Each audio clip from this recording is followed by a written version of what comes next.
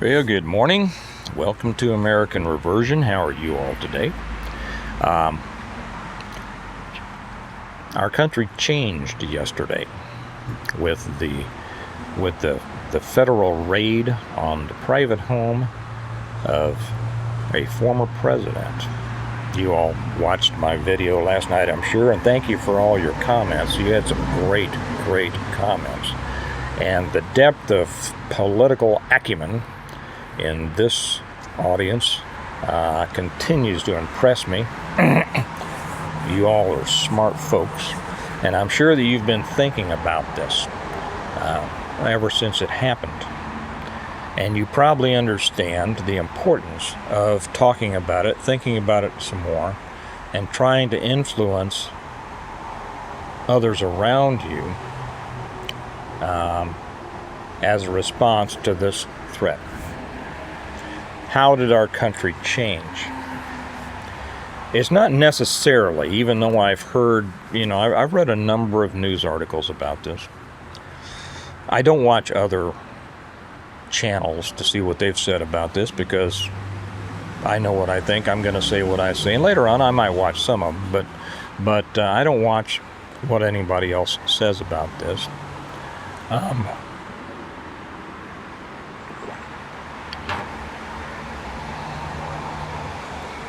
So many of the news sources have said this is shocking, this is horrendous. I saw Jack DeGenova. What was it on? What was the news? Newsmax last night. He talked about this is disgraceful, this is disgusting. Yes, it's all those things. But some people are saying this marks a new low in the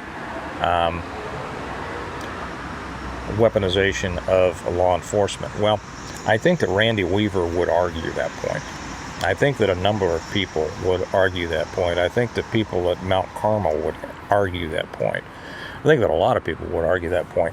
Law enforcement has been weaponized for a long time against many different people. This, however, does elevate to a new level. The raid on the private home of a former president over the things that they said they were after, and these were disputed items, disputed documents that they maintain should be in the federal archives.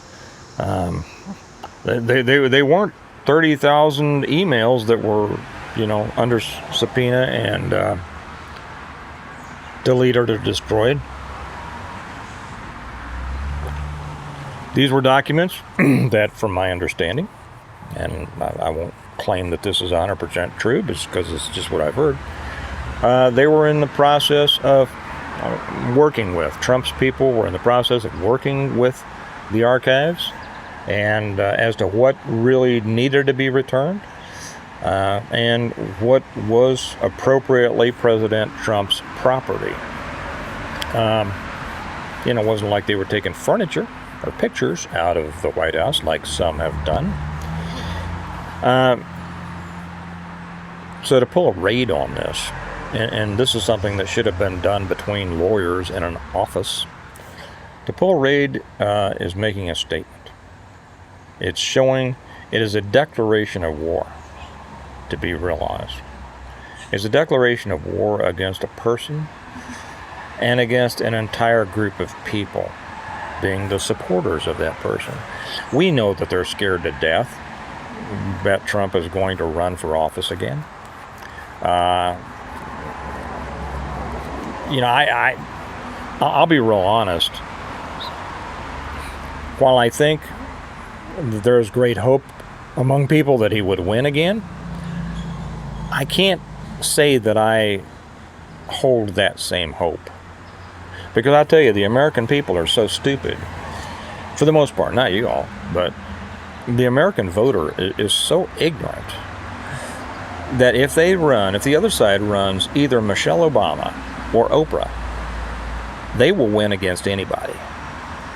That is the state of our country. The State of the Union. What is the State of the Union? The State of the Union is horrible. because the Union is made up of ignorance and corruption. And within that, which I feel to be the majority, there are those who are intelligent, who hold with the basic values on which our country was based, that hold on the basic values that our families are raised, who hold to biblical principles, who believe that this country was founded on a Christian ethic, and that we enjoyed the blessings that we did as a result of God's hand, and that it was God's blessings that enabled us to become what we at one time were.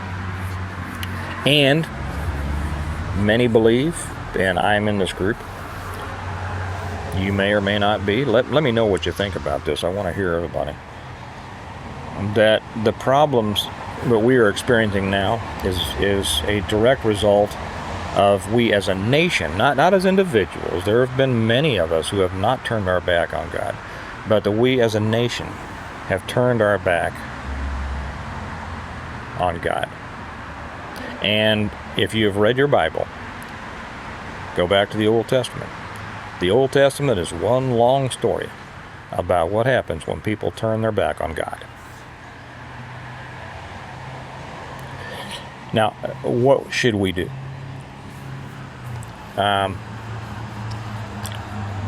Should we stop fighting and just say, well, God's will be done? Certainly not. Okay. We must do our best to be righteous, to do what is right, to fight back politically, to fight back by expressing our opinions, to stand up for what we know to be right, to stand against what we know to be wrong, and to understand and to try to fight against what I believe is truly evil driven in our country. You can't slaughter millions of unborn babies and expect not to receive the judgment of God as a nation, and we have.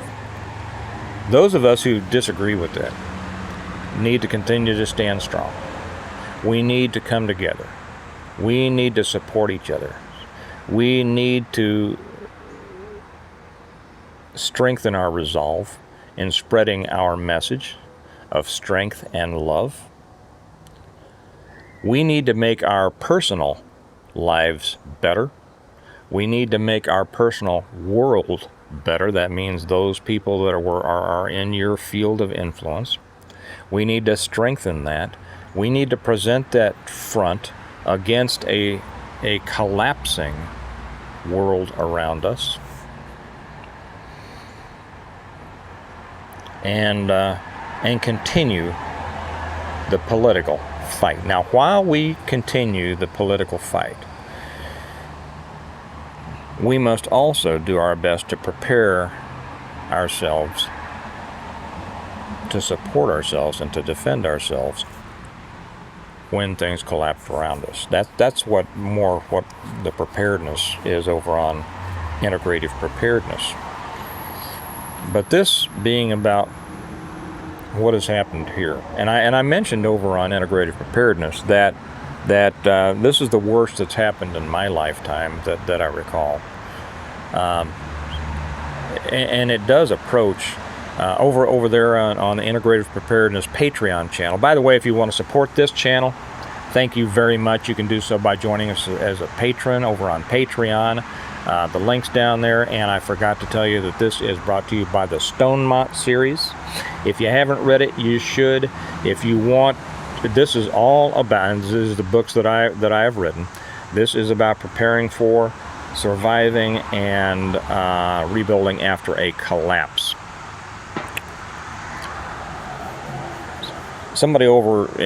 Back to this.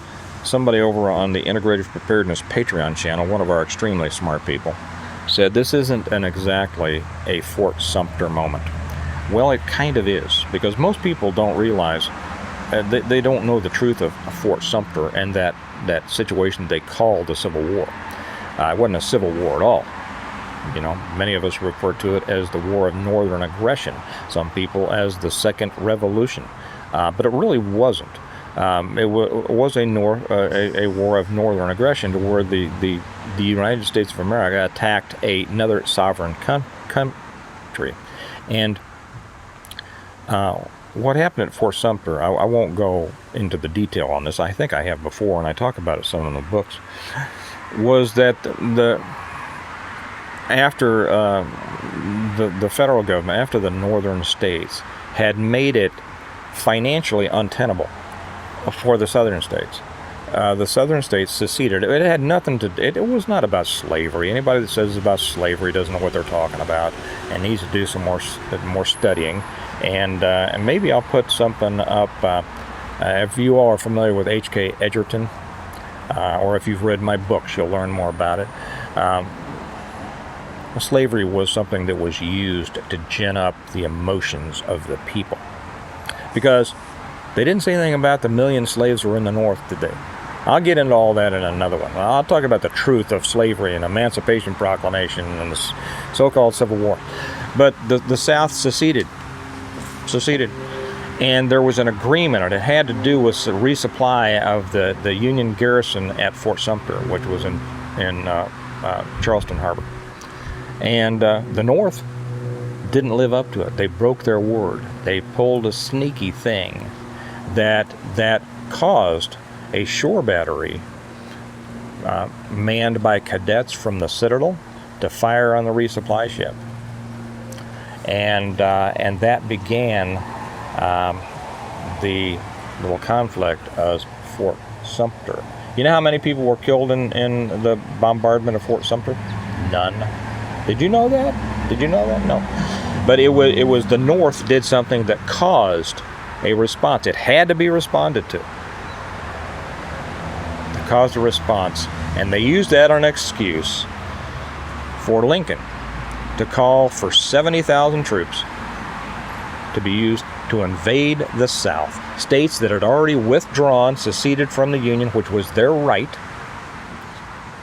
and they were now sovereign states, a sovereign country that was forming its own country, the Confederate States of America. Most people, you're not taught about this in school, are you? It takes a lot of digging and a lot of study to find the truth, because, right, history is written by the winners, and the winners are usually liars. And so did you know that when he called for all these 70,000 troops from the militias of the different states, a lot of the governors told him, F you, we're not sending troops to invade other states and attack Americans, but he got it done anyway. This could be a Fort Sumter situation.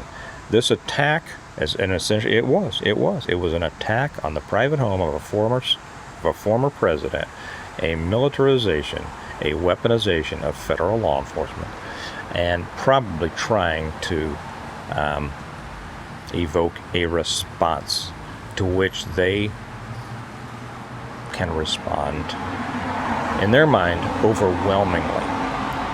Hopefully it won't cut to that point, but that depends on us. That depends on how we work politically. It depends on whether those guys who talk so tough when they're in the minority will actually do anything when they're in the majority. I forget if I said it on this one or it was on the other one, but I'll say it again. I read a lot of the other news items, and one came out, McCarthy says, he told Merrick Garland, you better save all your records and clear your calendar, because when we get back in the majority, there's going to be total investigations of this. Well, one of the commenters said a threat from McCarthy is no threat at all. Sadly, that's true. That's true. It's up to us to do the best we can. It's up to us to win politically, and it's up to us to hold those people that we put in office, hold their feet to the fire. Politics does not end at the vote. It begins at the vote. Then we have to manage the people we put in that job and who work for us. And we have to micromanage them. Makes sense? Okay. I think I'm going kind of long, so I'm going to jump off of here, but I am interested in your comments, your thoughts. Put them down here. Please share this video with anybody that you think would be interested. It not only gets the word out farther, it helps the algorithm, from what I understand. The more that people share a video, it gets the video up higher, and the you know, in the YouTube magic formula, whatever it is. So share it if you would, and like it, and make sure that you're subscribed, and leave your comments down there. And remember that whether America needs a reversion, yeah, it does. It does. It needs a reversion. I'm a reversionist. It needs you to be a part of it. It needs me to be a part of it. It needs everybody to be a part of it. Then we can get to be a part of it. So do your best. Get out there. Do something. And I'll talk to you tomorrow. Bye-bye.